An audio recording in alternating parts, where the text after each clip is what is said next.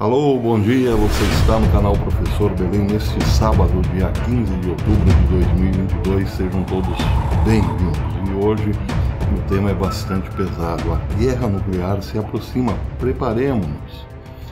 Antes, contudo, quero mandar um grande abraço para todos os professores desse imenso Brasil.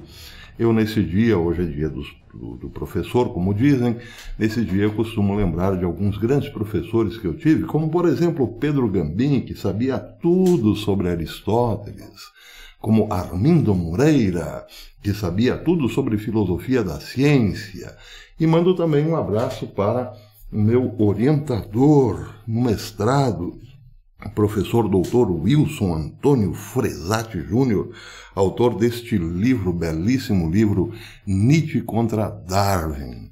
Eu aconselho quem gosta de filosofia e quer entender um pouco mais sobre esses dois pensadores, Nietzsche e Darwin, que leia este livro. Eu não concordo com tudo que está aqui, mas é um livro brilhante, muito bem escrito. Então, está aqui o meu abraço, a minha homenagem a todos os professores e a mim também, que sou professor, né? Pelo menos é o que diz aqui o título do canal. Muito bem, por falar em professor, hoje o professor Alexei Bayer, nascido na antiga União Soviética, judeu, que depois foi para os Estados Unidos, escreveu um longo artigo no Jerusalém Post dizendo que Vladimir Putin já perdeu a guerra. Ele diz, entre outras coisas: se a vitória é definida como a realização de certos objetivos de guerra, a Rússia não pode mais vencer a Ucrânia, mesmo que tenha repetidamente alterado, reduzido e renovado esses objetivos. Quando Putin anunciou, a princípio, no início de sua operação militar especial na Ucrânia, em 24 de fevereiro, que a Rússia planejava desmilitarizar e desnazificar a Ucrânia, o que significava uma rápida captura de Kiev, e pretendia então o presidente prender o presidente Zelensky e instalar um regime fantoche. Nada disso, segundo o professor Bayer, deu certo. Grandes porções das regiões do leste e sul da Ucrânia seriam então anexadas, deixando um estado remanescente sem acesso ao Mar Negro.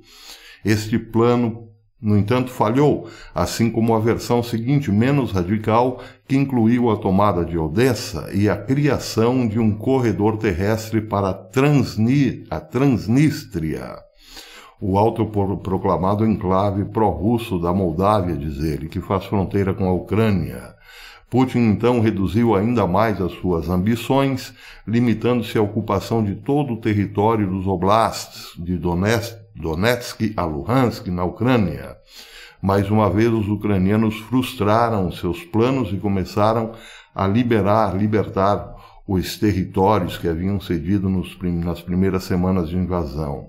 Desde o início de setembro, as Forças Armadas ucranianas, com alta tecnologia, ou tecnologia mais avançada fornecida pelos aliados ocidentais, viraram a maré da guerra e começaram a esmagar a força de invasão russa. À medida que seus generais entregam mais território, Putin tem poucos recursos para conter a retirada. Seu exército regular foi dizimado.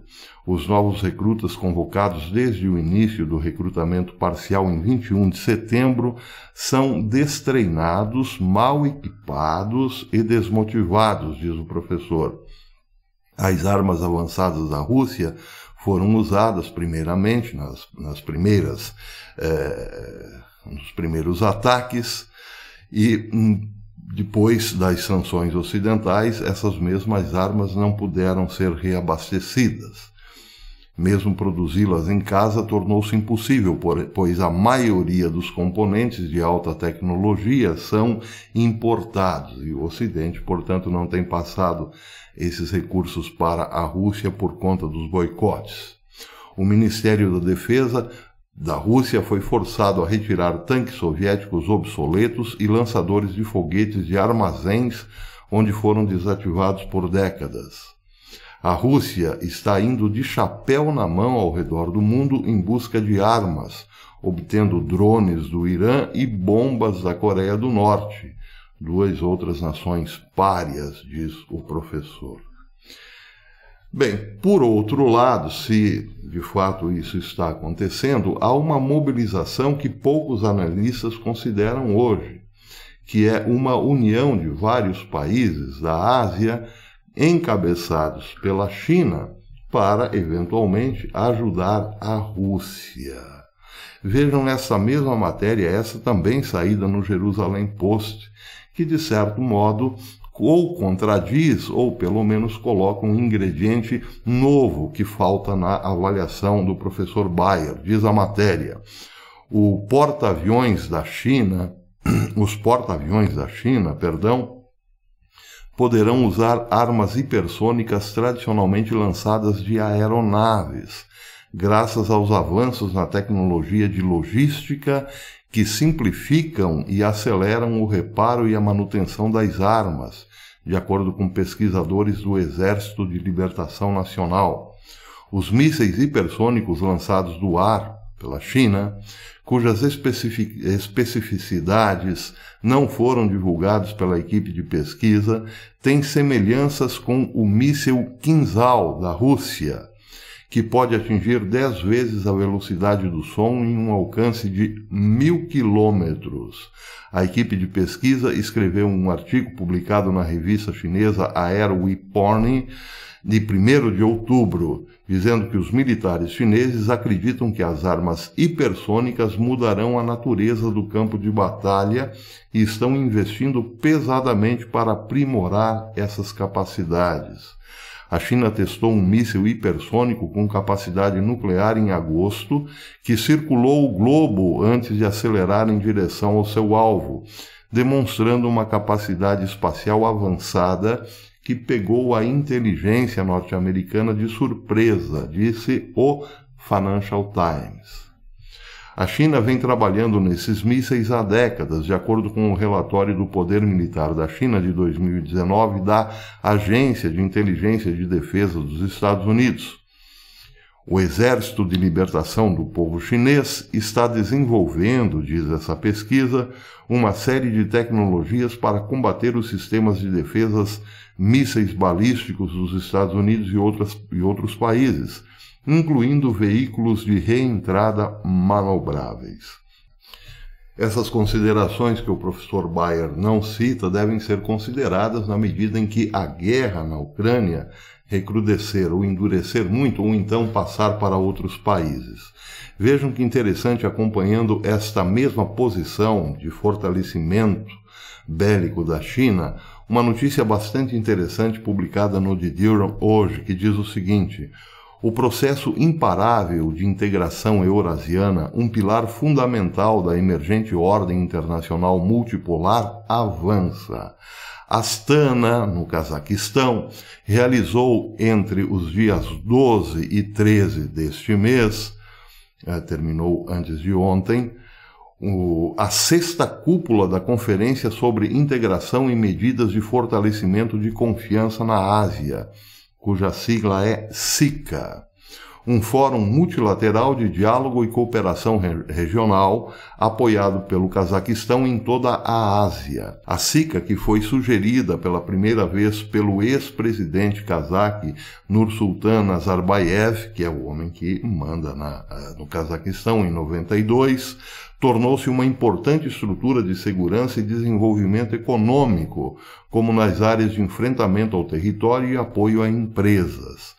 A cúpula reúne os chefes de estados ou delegados de nível ministerial de 27 estados-membros, abrangendo os estados mais poderosos da Ásia, bem como estados regionais em ascensão, e é uma demonstração vívida dos esforços intensificados para coordenar os estados das maiores nações do mundo asiático em direção ao aprofundamento dos padrões de cooperação. Cooperação com quem? Evidentemente está se falando aqui na Rússia por conta da guerra na Ucrânia. Já o presidente da Bielorrússia, Alexander Lukashenko, em seu encontro com o presidente cazaque Kassym Tokayev observou que a Ásia está se tornando o centro da política econômica internacional e que os formatos asiáticos de cooperação internacional desempenharão um papel central na governança internacional do futuro. E aqui entra, evidentemente, o fator militar da China, esse poder que a China já demonstrou ter em relação aos Estados Unidos. Enquanto a Rússia, segundo o professor Bayer, agoniza na Ucrânia, está se formando um poderoso bloco que não é discutido pelo Ocidente. Vê-se apenas a questão da Rússia propriamente. Bem, segundo o professor Bayer, não resta mais nada a Vladimir Putin a fazer na Ucrânia, porque a derrota é iminente. O que restaria a Putin era retirar as suas tropas, voltar para casa e dizer que retirou as suas tropas para evitar uma mortandade em escala industrial. E aí tentar em 2024 se reeleger para mais 7 anos de mandato e terminar a sua carreira política de forma ainda um tanto quanto gloriosa, segundo o professor Bayer.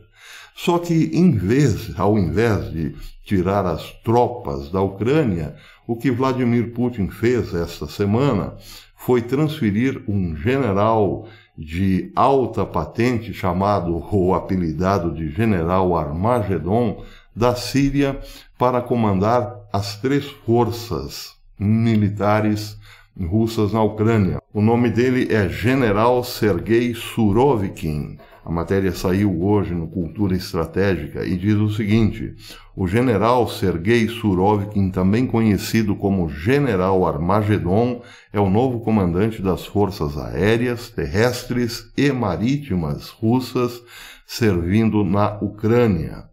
Ele é um veterano da Guerra da Crimeia e atuou na Síria ao lado do general Soheil Hassan, também conhecido como o Tigre, que, segundo o falecido Robert Fisk, era um dos homens mais assustadores que ele conheceu em sua longa vida. O general é famoso por, segundo a OTAN, espalhar o terror por onde passa. Bem, o fato de ele estar agora comandando as forças russas na Ucrânia significa que Vladimir Putin não está nem um pouco interessado em retirar as suas tropas. Antes, muito pelo contrário. Parece que ele partirá para o ataque com tudo nos próximos dias. A ideia, segundo alguns analistas, de levar o general Armagedon para a Ucrânia é destruir totalmente Kiev e, claro, derrubar o governo de Zelensky. Então teremos na próxima semana, nos próximos dias e meses, muita ação, muita truculência na região, que pode, já está se dizendo, não só a boca pequena como abertamente, pode descambar sim para um conflito nuclear. Quem também falou em uso de armas nucleares essa semana foi o presidente da França, Emmanuel Macron. Ele, aliás, fez uma frase bastante enigmática no canal França 2, dizendo o seguinte: a França não responderá com armas nucleares caso a Rússia use contra a Ucrânia armas nucleares. Ele disse também: nossa doutrina se baseia nos interesses fundamentais da nação. Eles estão definidos claramente e não seriam afetados diretamente se, por exemplo, disse Macron, houver um ataque nuclear balístico na Ucrânia ou região. Segundo o MSN, que publicou também essa declaração de Macron, foi a primeira vez que o presidente da França discutiu em detalhes a doutrina de dissuasão nuclear da França em relação à Ucrânia, mas ele disse que não era bom falar muito sobre o assunto. Bem, não é bom falar sobre o assunto, mas ele falou. Porque Macron usou exatamente esses termos? Se a Rússia detonar uma bomba nuclear da Ucrânia, a França não responderá nuclearmente. Por quê? O que Macron deseja ao implicar, ou melhor, ao sugerir que a Rússia possa eventualmente usar uma bomba atômica. O que ele está sabendo? Por que Macron está se antecipando a esse fato, dizendo que a França não responderá? É para não se tornar alvo? É para, digamos assim, tranquilizar o Kremlin numa possível detonação? Bem, o fato é que as palavras de Macron se tornam irresponsáveis, porque armas de destruição em massa, como as armas nucleares, elas não servem para desativar postos inimigos.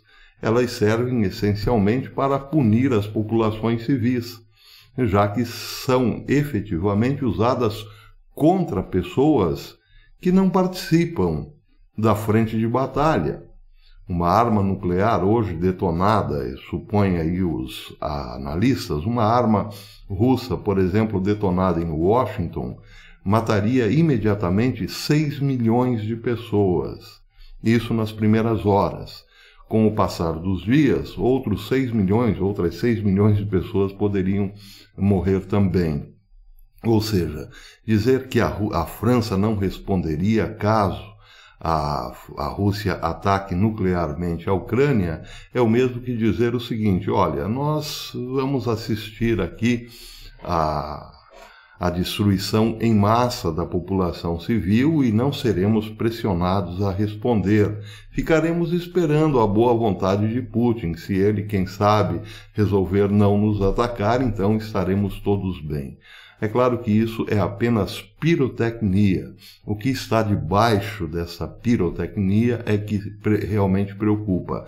Sim, os líderes mundiais estão se preparando para uma guerra, uma terceira guerra, que será rápida, já que basta alguém apertar o botão e os outros também apertarão, evidentemente, e assim a população da Terra seria reduzida rapidamente a um número bem pequeno, podem apostar. Dentro da guerra de palavras, outra notícia importante, essa saiu no plano SHTF, que diz o seguinte: um alto funcionário russo alertou sobre a Terceira Guerra Mundial se a OTAN aceitar a Ucrânia como membro. A Ucrânia já solicitou aprovação rápida para ingressar na OTAN. O vídeo de assinatura do aplicativo da Ucrânia gritava propaganda de guerra de uma maneira aberta. O pedido da Ucrânia para uma entrada acelerada na OTAN é um movimento de propaganda, disse Venediktov, também o alto funcionário russo. Ele também repetiu uma retórica do Kremlin de que os países do Ocidente, ao ajudar a Ucrânia na guerra, são parte direta no conflito, ou seja, são alvos militares de um ataque nuclear. Ele disse também que Kiev está bem ciente de que tal passo significa uma escalada garantida para uma terceira guerra mundial. As declarações deste alto funcionário, Venediktov, o meu russo hoje não está bom, vem depois que o presidente ucraniano Zelensky pediu para acelerar a candidatura da Ucrânia à OTAN no final de setembro, poucas horas depois que o presidente Vladimir Putin declarou que o Kremlin havia anexado 4 regiões da Ucrânia. Muito bem, para terminar, a Rússia está se armando até os dentes com drones iranianos. Essa matéria saiu no SGT Repórter e diz o seguinte: a participação do Irã nas reuniões da Conferência sobre Interação e Medidas de Fortalecimento de Confiança na Ásia, SICA, que eu falei há pouco, essa semana no Cazaquistão, e a Organização de Cooperação de Xangai, no Uzbequistão, recentemente, abriu ainda mais mercado para os seus drones. Esses drones, segundo a matéria, o drone chamado Shahed 136 foi encomendado pela Rússia aos milhares, diz a matéria. Podem ser também fabricados, podem estar sendo fabricados no momento na própria Rússia. No entanto, fica claro pelo número de cauda daqueles que caíram, já foram usados ou derrubados na Ucrânia, que existem centenas, se não milhares desses drones a caminho. Um relatório do Jerusalem Post disse também essa semana que cerca de 60% dos drones que a Rússia já lançou em território ucraniano foram derrubados ou interceptados pela tecnologia que Israel está oferecendo ou aplicando na Ucrânia, em favor da Ucrânia, evidentemente.